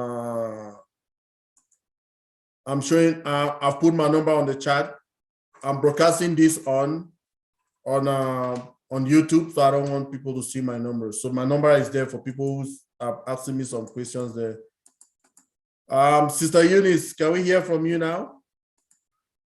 After that, then we'll hear from Bruce. Then any other person who is motivated can tell us something, then we'll close.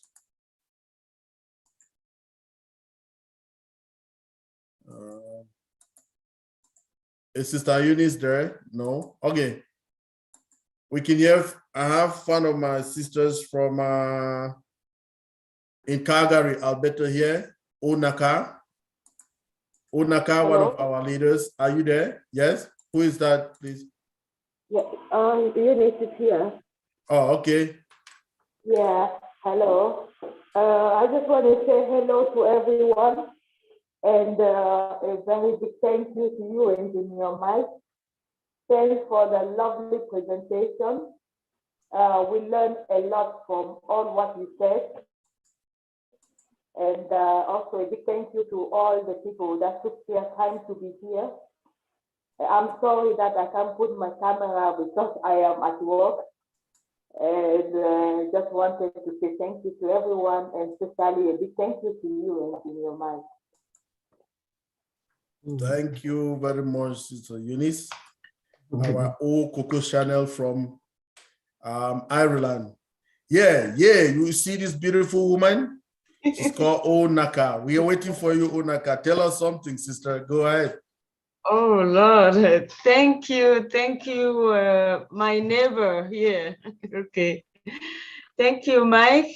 And thank you for your beautiful and awesome presentation. We really learn all the time. Thank you for that. And what I really hope, I hope this will be done in French for our fellow French-speaking people, because I think we are missing this. So we couldn't even invite them because they always say, "Oh, I don't hear what they're saying." So I'm really lost when I go there. So I hope this will be done in French as well. Sorry, Dr. Benny, I know what you think. No, it's okay, Naka. See, listen, Okay. Hi, I Dr. speak- Benny. Thank you. I speak French, English, and Spanish, right? Okay. If for instance, I do the presentation and somebody wants me to give a resume in French, I can give a resume in French and I can answer questions in French. If somebody wants it in Spanish, I can do the same. Sure. Okay. Thank you so much. And You're I welcome. say good afternoon to everyone. Dr. Benny, I saw many ladies, leaders here. Hi, everyone. And I am so happy to be here. Thank you for this honor. Thank you very much, Onaka. You're welcome. Onaka is my neighbor here in Calgary, Alberta. We live in the same city in Canada. Thank you very much, sister. Oh, Dr. Benny Tinglet, I can see you. You still want to talk. Go ahead. No, well, I just read something from Juanita. Juanita said, when the time comes when we have the all connect, right? Yes. Even when you are presenting in English or Naka, you will understand. It's gonna come in French. See what I mean? That's all I just want to say. Don't worry. Tell your French people not to worry. Thank you. They are in a hurry because they want it now, like others. Engineer Michael will transform it. By the way, your brother, King Ophir, will do that. You know that, right? Yes, I know. Yes. He told us. Perfect. Yeah. Perfect. Thank you. Thank you, Dr. Benny. Let me turn it over to Willie Digital. Come along, Willie. Yes, good morning. Good afternoon to everybody, and fantastic presentation by our only Uncle Mike, like we usually call him, Engineer Mike. We're so grateful. And I can't wait to see how machine learning is going to transform my life, because I know it's gonna do it. It is going to transform my life, and I can't wait to see this come. I just want to encourage those who are listening that we all can learn, and this is coming to spice our life. We should not be left behind. This is coming to transform our life. It's going to digitalize our thinking, the way we do things, the way we love even our friends, the way we love even our husbands, our wives, everything we do, even the way we eat, even the nutrition we take into our body is going to change everything for us. So we can't just wait to see this come true. We thank you all. Hey, and a shout out again to Onaka. I haven't seen her for a while. Dr. Benny, I love you. You are beautiful. You reminded me again on this webinar. It would have stepped my mind. I would have regretted all my day because I've learned a ton of information. Thank you again, please. You are more than a sister, my beautiful. Thank you, please. Thank Hi you very to all. much. And that's it for me, please. Thank you. Thank you very much. Hey, I have Sister Jane Francis before Bruce. Sister Jane Francis, where are you? I want to hear something from you. Sister Jane Francis, come see. Where are you? Are you there? Sister Jane? Where is she? If not, you can call for Brother Charles Takosi. Oh, Uncle Charlie is here? Uncle Charlie, where are you?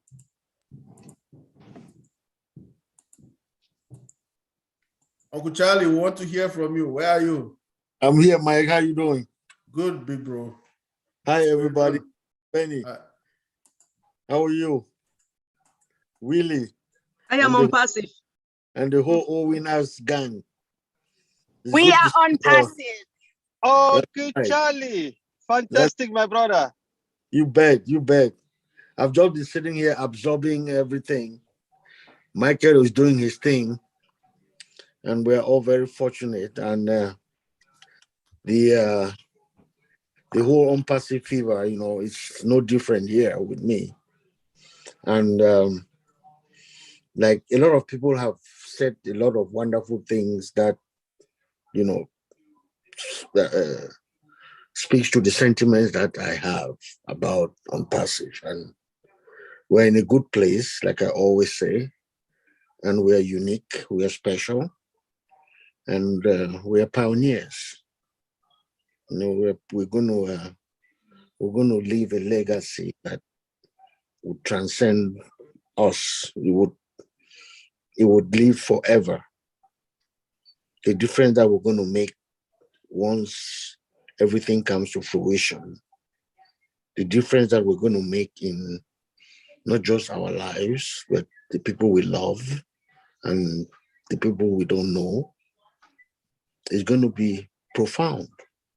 And it's going to be something that will impact humanity for a very, very long time, which is what the goal of Mr. Mufara really is. So this is something that I meditate on quite a bit. I'm not claiming to be one of those, no, but it's something that you can't help it. You know, once in a while you get consumed and you try to think about its impact and, you know, how fortunate you are that you are living in this time and you have the wisdom to share in this vision of Mr. Mufara to impact the world. Like we always say at All Winners, you have to be predisposed with a good heart. One of the first characteristics of almost all of us in here is the fact that we have this benevolence in our hearts that permitted us to see the vision and take that leap of faith, and we're all in. And we're seeing everything coming to fruition. It's slowly but surely, because we cannot fail. Failure is not an option. Once the dam breaks, it's going to be instant. It's going to be, the volume is going to be unlike anything you've ever seen. That is why this thing is really a paradigm shift, as Mr. Mufara says. And one last thing that I was going to, before I leave, Michael, I was thinking about looking at some numbers. I want to ask you a question. Just work with me here, please. Now, we are a subscription business, right? Yes, sir. On Passive is a subscription business, right? Correct. Yes, sir. And a great percentage of that base are people with the handheld, the cell phones, right? The handheld devices, right? Yes, sir. And they will be part of our subscription customer base, correct? Yes, we have about 4.8 billion people on the internet. There you go. Now, this is what got me, it blew my mind. Tell me if I'm onto something or if I am on something. This is my thought. I'm looking at the handheld device, which is a cell phone, and that is our target. Yes. Customer, right? Yes, sir. And we are 4.5 to 5 billion people on Earth, correct? Yes, sir. Now, if you go behind the numbers of that 4.8 billion, you realize that there's a lot more to those 4.5 billion than meets the eye. I will tell you how so. There are about 15 billion, listen to this, 15 billion working cell phones on Earth. Wow. Okay. Folks, cell phones that are working 24/7 in this global Earth. We have at any moment 15 billion of them doing one thing or another. Okay. See? So now if you look at those numbers and you appreciate the fact that we are targeting people who have those handheld devices, and there are not just 5 billion of them, there are more than, if you look at the cell phones that are out there operating, I'm not saying that we're going to get 15 billion. No, that's not what I'm saying. But the impending dominance that OnPassive is going to have, listen to this, because I know we're going to dominate. That dominance, once we are functioning, all our pistons are doing their thing in full capacity. Once all that is going, we're going to tap into that 15 billion phones. I'm thinking conservatively about a third within the next 12 to 18 months of launch. If you look at the 15 billion phones, cell phones, and remember, we have all these languages that we are in, right? So it's not like there's yes, sir. We are in more than 20 languages. Yeah. And all languages, they have cell phones. So from day one, we are attacking these people, these markets, from day one. So when Mr. Mufara takes liberties at telling us about what he is struggling conservatively to tell us, how different, how our ears will pop and all that stuff, numbers like that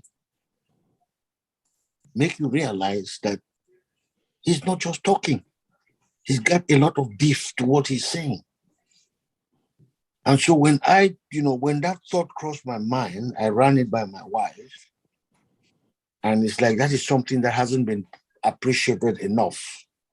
So I thought I would come on and share that with you guys. Just think about it. 15 billion cell phones. So you just target we say we are 4.5 billion on Earth. Just target 4.5 billion cell phones. That's within reach. Look at the product we have. Our product is what is going to really must sell itself, because this is the bastion of epic technology at its best. You said it. We are 5 years into the future. The bastion of epic internet technology at its best. And it's going to be cheaper than what's out there. The quality of the product is going to be unmatched. And the pricing, man, the pricing for what you're going to get. Mr. Mufara always talks about this value thing. The value is tremendous. You cannot walk away. There was once I made a statement that some executive will leave his house one morning, goes in to work like he usually does, and then an event will happen in his life that he will change. He'll be a changed man forever, business-wise, because he's going to leave his home. He will go into the office. On that day, he will come in contact with the behemoth that is OnPassive. And just the beauty about OnPassive is, like I said, she sells herself, and you don't need to talk much about OnPassive for the first time to somebody in order to, capture their attention. That's the one beauty about OnPassive. That's all I had to say. I don't want to take much time. Thank you. It's so good to see everybody. Dr. Father Blaze, Dr. Benny, Mike, all the gang out there, man. Great to see you guys. Thank you, Charlie. Good to hear your voice again. Marie, yes. Marie, my dear sister. Love yes, you, man. my dear Good brother. To see you. Great to see you, man. Great to see you. Wonderful. Thanks so much. I appreciate you listening. Thank you very much, Uncle Charlie. And Michael, the magic that we always do, has always been doing. Papa, thank you so much. You are a great ambassador for this, our OnPassive Co-Winners cult. Thank you very much. Amen. Your cult is not. Yes. Thank you very much. Yes, my pleasure. So let's hear now from Bruce, then I'll close it up. Everybody, please.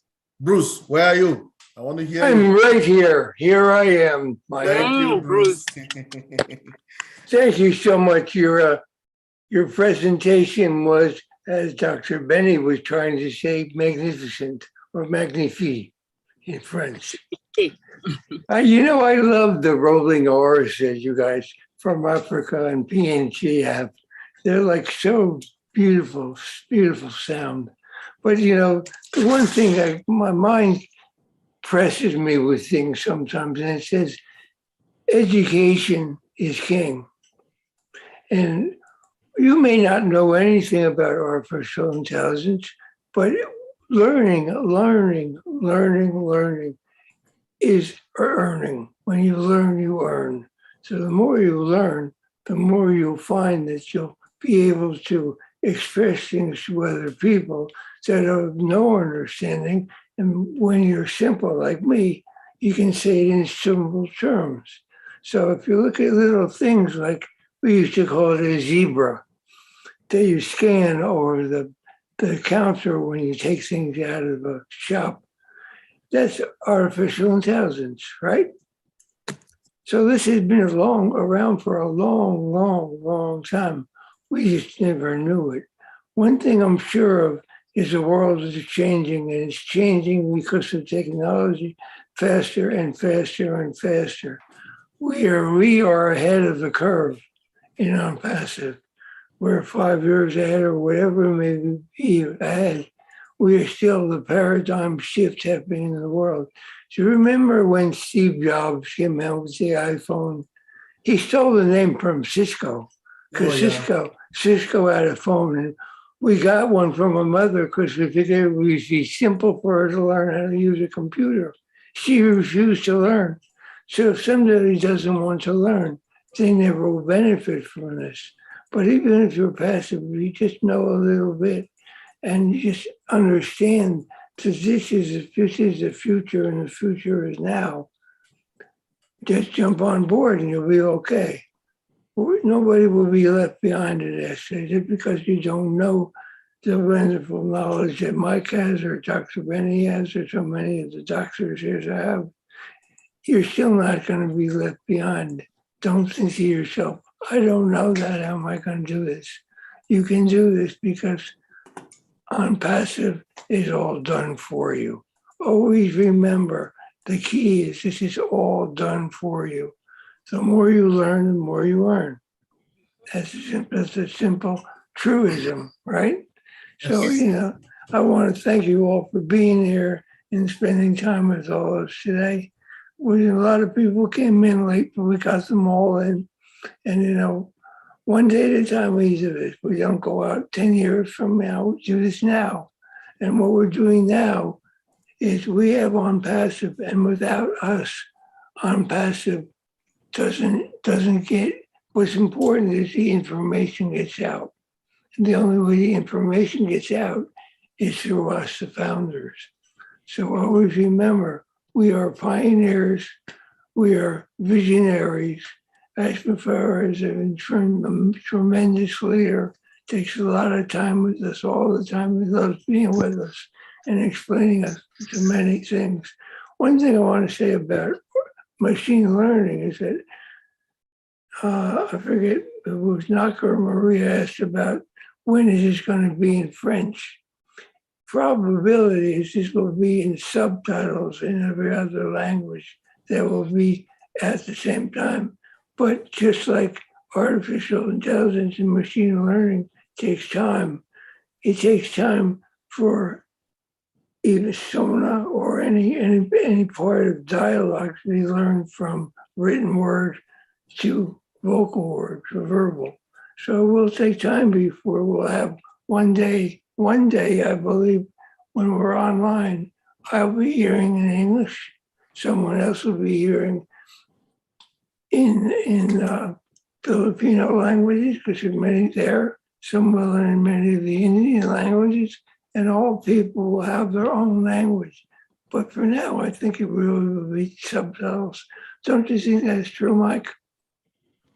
You're right. Thank you very much, Bruce. Thank you very much for your intake, for your insight, and everybody. So I want to thank everybody for coming today. I want to thank all the speakers who helped to bring us, Auntie Mary Pendi, Dr. Benny, Onaka, Bruce, Uncle Charlie, Willie Digital, and our Honorable Dr. Bill Williams. We want to thank you for always being there for us. And Eunice. Dr. Benny Blessing Tinglet, Eunice Coco Chanel, my special friend from Ireland. Thank you all very much and for your support. And De La Salle, Marie, thank you very much. I can see Juanita, she is busy. I can see Alexandrine, all winners. Rona from PNG. I can see Pedro from Portugal. Thank you, everybody, for coming. We will make it another time. The take home today was we learned about machine learning. Then we also saw how we can diagnose our system if it is running slow. Okay. We want to encourage everybody to take this opportunity to know a little more about OnPassive, because you can also be a reseller. Let's take that advantage to know our business so that we can be able to tell other people about the business and we'll make extra more money being resellers. Let's take that advantage. We are founders. And let us forget, tomorrow, roundtable, rendezvous, everybody. Let's meet there and hear with all the people who are there. And we'll definitely be hearing from our CEO, hopefully tomorrow as well. Lots of updates. Also, let's prepare. The marketing campaign are soon starting. What again? We should also prepare our money to open our shop. Our shop is closed, okay? Our shop is closed. It's our business. What we need to do is to open it. We need to pay for subscription. Let's prepare our subscription money to open that shop so that traffic will start coming in and we'll make those apples. Okay, everybody? So the take home today is, let's be positive. Let's put our hand together. We started this journey and we are taking the next step very soon on the journey.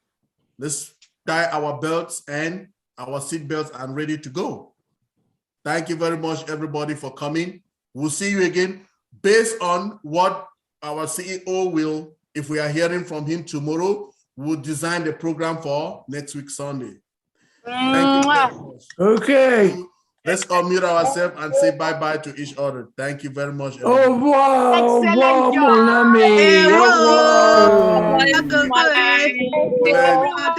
job, Mike. Thank you, everybody. Hey, Queen Olga. I forgot to tell you people. I love you guys. Dr. Derek was one of our speakers and he told us very well. You see me? I forgot Dr. Derek. And you Sorry, forgot Dr. Willie Derek. Digital. Willie Digital as well. Papa. Willie Digital. Thank you, everybody. I'm sorry for that. Next Sunday at 11 a.m. Yes, ma'am. Yes, Auntie Mary. Thank you.